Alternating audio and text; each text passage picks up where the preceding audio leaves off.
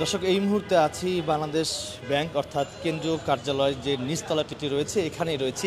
একটু আপনাদেরকে জানানোর চেষ্টা করব আজকে ঠিক 10:30 বাজে দুদক যে দুর্নীতি কমিশন দুদকের 7 সদস্যের একটি প্রতিনিধি দল ঠিক 10:30 বাজে বাংলাদেশ যে ব্যাংক রয়েছে এই ব্যাংকে অভিযান করার জন্য ভিতরে প্রবেশ করেছেন। যতটুকু জানা গেছে সাবেক ডেপুটি যে গভর্নর রয়েছে তার একটি গোপন লকার রয়েছে, সেই গোপন লকারে কি কি আছে সেগুলো আসলে দেখার জন্য দুদকের পক্ষ থেকে একটি দল বা প্রতিনিধি দল 7 সদস্যের একটি প্রতিনিধি দল বাংলাদেশ ব্যাংকের ভিতরে প্রবেশ করেছে। পুরো বিষয়টি জানাবো।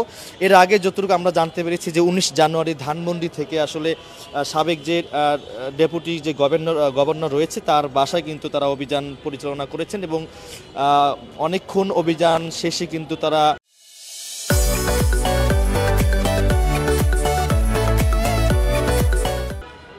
তার বাসা থেকে প্রায় 19 লাখ টাকা তারা উদ্ধার করেছেন। পুরো বিষয়টি আপনাদেরকে এই লাইভের মাধ্যমে জানানোর চেষ্টা করব। সাবেক ডেপুটি গভর্নর এস.কে. সুরের ব্যক্তিগত লকার খুলতে বাংলাদেশ ব্যাংকে গিয়েছে দুর্নীতি দমন কমিশনের 7 সদস্যের একটি দল। ইতিমধ্যে লকারের দায়িত্বে থাকা নির্বাহী পরিচালকের সঙ্গে মিটিং সম্পন্ন হয়েছে। কিছুক্ষণের মধ্যে খোলা হবে এস.কে. সুরের গোপন লকার। এই গোপন লকারে কি আছে সেটি আসলে জানা যাবে।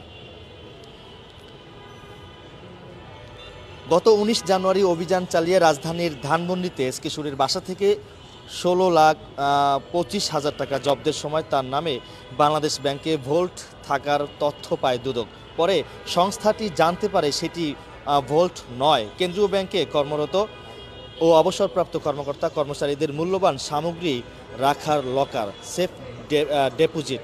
এরপর দুদক থেকে বাংলাদেশ ব্যাংকে দেওয়া চিঠিতে লকারের সামগ্রী স্থানান্তর ও হস্তান্তর না করতে বলে 21 জানুয়ারি কেন্দ্রীয় ব্যাংকের নিরাপত্তা শাখা থেকে দুদককে ফিরতি চিঠি দিয়ে লকারের সামগ্রী হস্তান্তর স্থগিত করার তথ্য জানায়।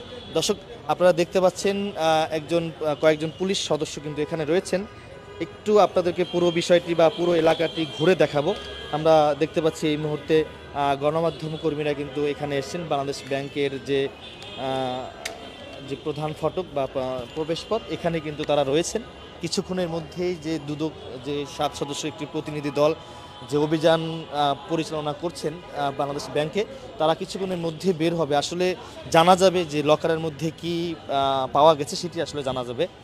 সকাল 10:30 বাজে কিন্তু এই অভিযান করার জন্য বাংলাদেশ ব্যাংকের ভিতরে দুদকের একটি দল 7 সদস্যের একটি প্রতিনিধি দল তারা এই অভিযান পরিচালনা করছেন।